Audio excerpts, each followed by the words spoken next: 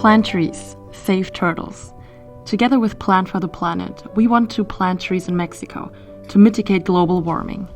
Sea turtles are the best example of how global warming is threatening them with extinction. Global warming also heats up the sand where sea turtles lay their eggs. But when the sand reaches a certain temperature, almost only girls hatch. For decades, almost only girls have hatched, which makes reproduction impossible in the long term.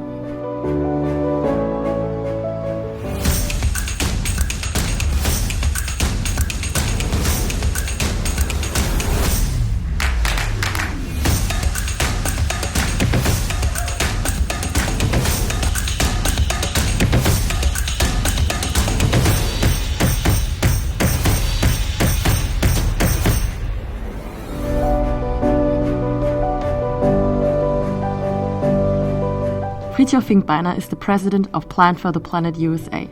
Plant for the Planet supports the restoration of forests and ecosystems in Mexico.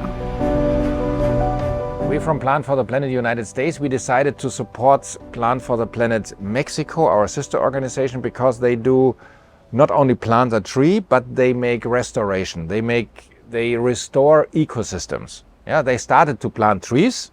Yeah. And then by doing this 7 years ago with the first tree, they learned that it's not only about trees, it's about creating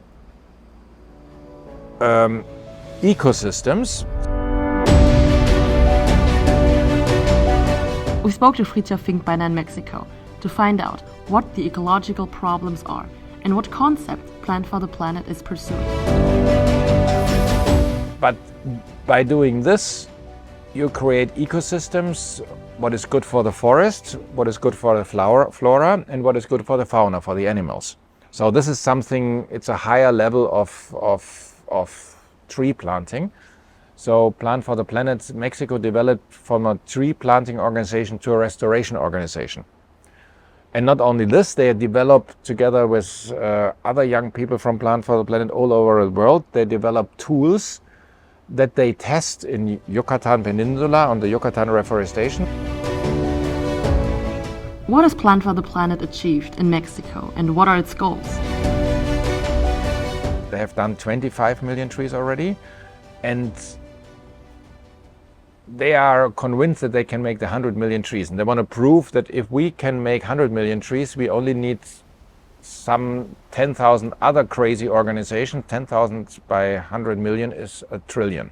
So it is possible to reach a trillion trees. And trees is much more than only a carbon dioxide sink or a carbon dioxide machine. It's something, it's incredible. It's creating ecosystem, it's creating habitat, but it's also an empowering tool. Why is this work so important? And why does Plant for the Planet set sea turtles as an example? We extinct 150 species every day. Fauna and flora, 150 species, and extinction is forever. And it reminds me personally also about the humans. If we erase such a wonderful species, it's also possible that we extinct ourselves.